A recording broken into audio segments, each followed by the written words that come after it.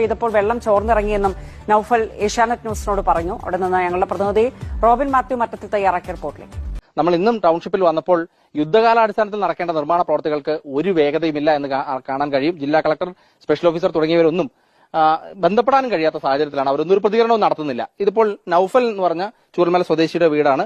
എന്താണ് മൊത്തത്തിലൊരു നിർമ്മാണം കാണുമ്പോൾ തോന്നുന്നത്? വേഗത നിർമ്മാണം എഴഞ്ഞു നീങ്ങുകയാണ്. ഇപ്പൊ നോക്ക്, ഒരു പണിക്കാരും ഇവിടെ ഇല്ല. പക്ഷെ ഓരോ വീടിനും ഓരോ കംപ്ലൈന്റ് ആണ്. ഇതിപ്പോ എന്റെ വീടാണ്, എന്റെ വീടിന്റെ അവസ്ഥയാണ്. ഇതാ വെള്ളിച്ച ഇത്ര അധികം വിണ്ടിട്ട് ഞാൻ ഇപ്പൊ തന്നെ ഇങ്ങനെ. ഇനി ഞങ്ങൾ താമസം തുടങ്ങിയാല് ഇനി എന്താവുന്ന ഒരു സ്ഥിതി, ആർക്ക് ഞങ്ങളിത് ഈ പരാതി കൊടുക്കണമെന്ന് ഞങ്ങൾക്ക് ഒരു പിടുത്തമില്ല. എന്നിട്ട് മേലെ അവരിപ്പോ ഒന്ന് കുറച്ച് തുറന്നിട്ട് അതില് എന്തോ ഡൗട്ടൊക്കെ വെച്ചിട്ട് റെഡിയാക്കാൻ നോക്കിയിരിക്കണം അവര്. പക്ഷെ ഇതുവരെ നിന്നിട്ടില്ല. ആ ലീക്ക് ഇപ്പോഴും അത് കാണുന്നുണ്ട്. ഇത് ഫേസ് 7 ഫസ്റ്റത്തെ 8ാമത്തെ വീടാണിത്. ഇത് ഒരു പണി ഇതുവരെ ഒന്നും നടന്നിട്ടില്ല. കുറച്ച് പണിയുണ്ട്. വാതിൽ ഡോറൊക്കെ പൊളിഞ്ഞിക്കണ്. അപ്പൊ അത് കംപ്ലൈന്റ് ഞാൻ കൊടുക്കുന്ന എഞ്ചിനീയർക്ക് പറഞ്ഞപ്പോ എഞ്ചിനീയർ ഇപ്പോ രാവിലെ വന്നിട്ട് വാതിൽ പൂട്ടിയിട്ട് എഞ്ചിനീയർ പോയി.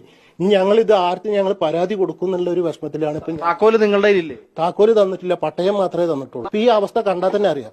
ഇവിടെ ഫേസ് 1 7 8ാമത്തെ വീടാണ്. ഇവിടെ ഈ ഒരു വർക്ക് ഇതുവരെ നടന്നിട്ടില്ല. എന്താ ഒരു സാഹചര്യം?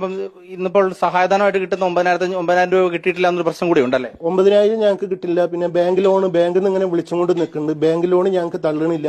പിന്നെ വാടക തന്നിക്കണ്. പക്ഷെ 9,000 കിട്ടില്ല. വിഷുവൊക്കെ ആകെ ഞങ്ങൾ ഭയങ്കര ഒരു അബദ്ധത്തിലാണ് ഞങ്ങളിപ്പോ കഴിഞ്ഞു കൂടിയത്. പിന്നെ 1 ലക്ഷം രൂപ ഫർണിച്ചർ മേടിക്കാന്ന്. ഫർണിച്ചറൊന്നും വേണ്ട, വീട് കറക്റ്റായിട്ട് ഞങ്ങൾക്ക് ചെയ്ത് കിട്ടിയാൽ തന്നെ വലിയ ഉപകാരം. മഴ കൊള്ളാതെ ഞങ്ങൾക്ക് ഇരിക്കാലോ. ഇതിപ്പോ ഇങ്ങനെ ആകുമ്പോൾ ഞങ്ങൾ എങ്ങനെ വന്ന് ഇവിടെ താമസിക്കും? ഇപ്പൊ ഫസ്റ്റ് തന്നെ എങ്ങനെയാണ് സംഭവിച്ചുകൊണ്ടിരിക്കുന്നത്? കുറച്ചും കൂടി കഴിഞ്ഞാൽ എന്താ ഈ സ്ഥിതി? മഴക്കാലത്തേക്ക് നിങ്ങൾക്ക് 178 പേർക്കെങ്കിലും കയറാൻ കഴിയുന്ന സാഹചര്യം ഉണ്ടോ? എന്താ നോക്കുന്നത്?